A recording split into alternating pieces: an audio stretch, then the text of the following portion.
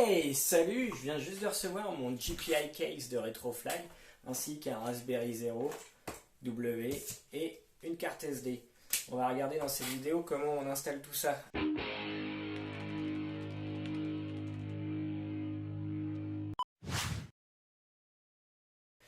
Donc j'ai déjà acheté un Raspberry Zero W, donc avec le Wi-Fi. J'ai pris un kit parce que je voulais pouvoir avoir un boîtier si besoin. J'ai le Raspberry Zero et j'ai les adaptateurs, comme l'adaptateur HDMI notamment. J'ai pris une carte micro SD de 32 Go, donc ça sera largement suffisant, c'est un des premiers prix. Au niveau du boîtier, on voit tout de suite d'où il vient. On va passer au déballage. Ok, voilà, tout est déballé, donc on retrouve le boîtier par lui-même, la notice pour faire le montage avec le tournevis et les quelques vis qui vont nous aider à monter, une petite pochette, un câble d'alim. On va brancher la lime ici, mais on peut aussi alimenter grâce à 3 piles. Et on va passer tout de suite au montage. Au niveau du montage, très simple, on va enlever les cartouches arrière. On va désassembler le boîtier en deux parties. Il ne faut pas hésiter à forcer un petit peu. Ne pas oublier de coller le dissipateur.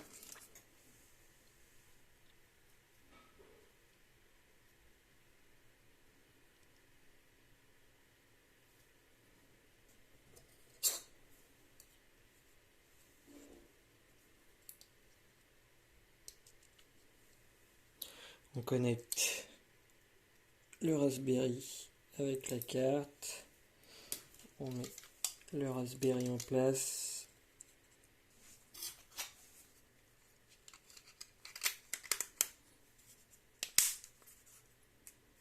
On finit en mettant les petites vis.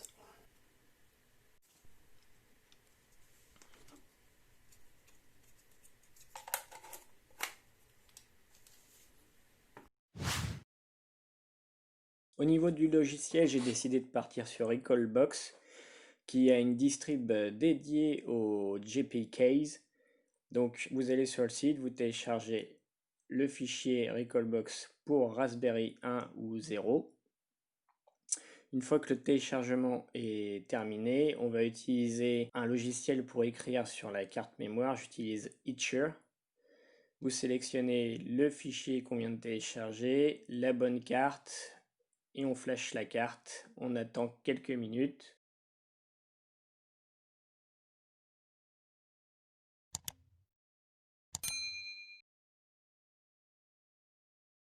Voilà, votre carte SD est prête. Il ne reste plus qu'à l'insérer dans la cartouche sur le côté. Et on va faire un premier démarrage en utilisant le câble plutôt que des piles. L'installation va démarrer, ça va détecter automatiquement votre GPI case et ça va démarrer une installation dédiée avec une configuration dédiée au GPI case. Donc des settings qui sont préparés aux petits oignons pour ce boîtier. L'installation s'est déroulée en quelques minutes. Tout est préconfiguré, les boutons fonctionnent, le son aussi, tout est parfait. Vous pouvez même tester avec quelques jeux préinstallés. Première chose qu'on va faire, c'est qu'on va activer le Wi-Fi et configurer le Wi-Fi. Pour cela, appuyez sur le bouton Start, allez sur Network Settings. Vous allez d'abord activer le Wi-Fi et chercher votre réseau Wi-Fi et donner la clé du Wi-Fi. Maintenant qu'on a le Wi-Fi, on va aller dans les menus avancés, donc Advanced Settings, et vous allez chercher le Recalbox Manager et Recalbox API et activer les deux. Pour l'installation du Safe Shutdown, on va utiliser le script qui nous est fourni dans la documentation et pour ça, je vais me connecter en SSH directement au boîtier. Si vous êtes sous Windows, utilisez PuTTY, ou vous pouvez utiliser une distrib Linux comme je le fais. Vous tapez SSH root @l'IP de votre boîtier et ensuite le mot de passe qui est recalbox root tout attaché. Une fois que vous êtes connecté, copiez le lien du script qui vous est fourni et exécutez-le.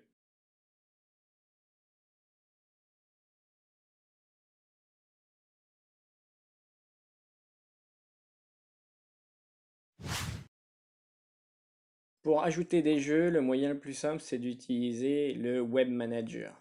Donc, connectez-vous en utilisant soit l'adresse IP, soit le hostname, donc Recalbox GPI.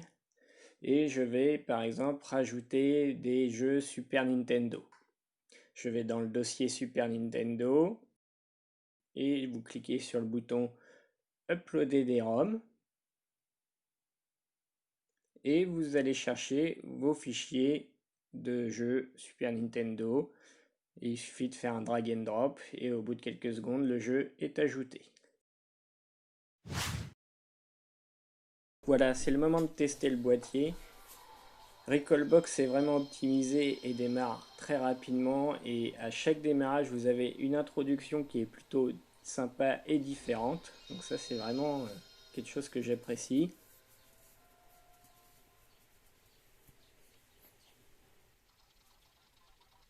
Et on va pouvoir tester par exemple Super Mario Kart, donc qui est complètement jouable. Ça répond très très bien.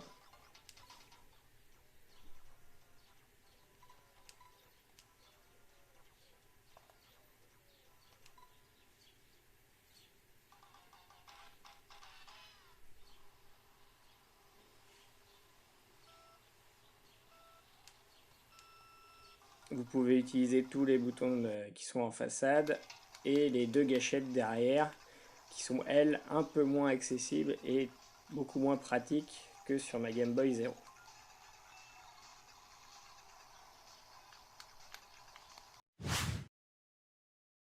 Le moment est venu de faire un petit comparatif avec la Game Boy Zero artisanale que j'avais fabriquée et présentée dans une autre vidéo. Vous avez le lien qui s'affiche juste ici. On va déjà comparer le temps de démarrage des deux consoles. Donc dans la console, la vraie Game Boy, j'ai un Raspberry Zero normal, et dans la nouvelle, dans le boîtier, j'ai un Raspberry Zero W, donc avec le Wi-Fi. Donc à gauche, c'est une distrib RetroPie qui n'est pas à jour, donc qui peut un petit peu être sûrement améliorée en termes de performance. Et à droite, on a le Recalbox tout frais et qui démarre vraiment très très rapidement, c'est assez appréciable. Il faut aussi savoir que le RetroPie met un peu plus de temps à démarrer parce qu'il va chercher s'il y a des dongles Wi-Fi ou Bluetooth qui sont présents, et donc ça peut mettre un certain temps avant de démarrer.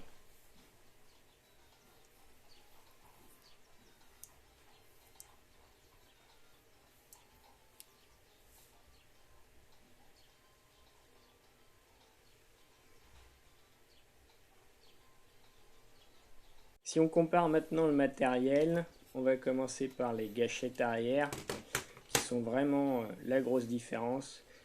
Sur le GPI case, les gâchettes sont vraiment incluses et on les sent presque pas, alors que sur le boîtier custom, j'ai les gâchettes de la manette Super Nintendo.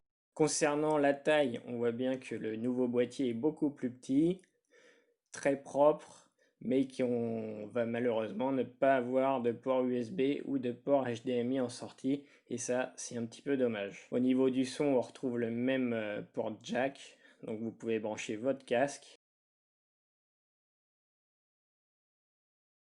Bon voilà, c'est un très beau boîtier, très bien fini, avec de belles finitions. Si vous cherchez à faire du rétro gaming sur un style Game Boy, avec de belles finitions sans dépenser trop d'argent, donc j'en ai pour une centaine d'euros, c'est vraiment ce qu'il faut, n'hésitez pas, c'est très facile à assembler. Il y a quelques défauts, c'est vrai, effectivement si vous cherchez à avoir quelque chose de plus poussé, vous serez obligé de faire quelque chose vous-même, voire d'acheter une Game Boy modifiée qui sera sûrement un peu plus cher avec de l'USB, de l'HDMI, etc.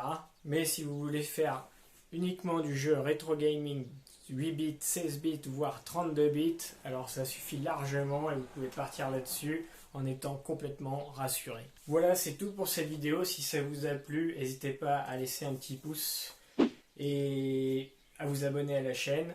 Si vous avez des questions, laissez-moi un petit commentaire. À la prochaine.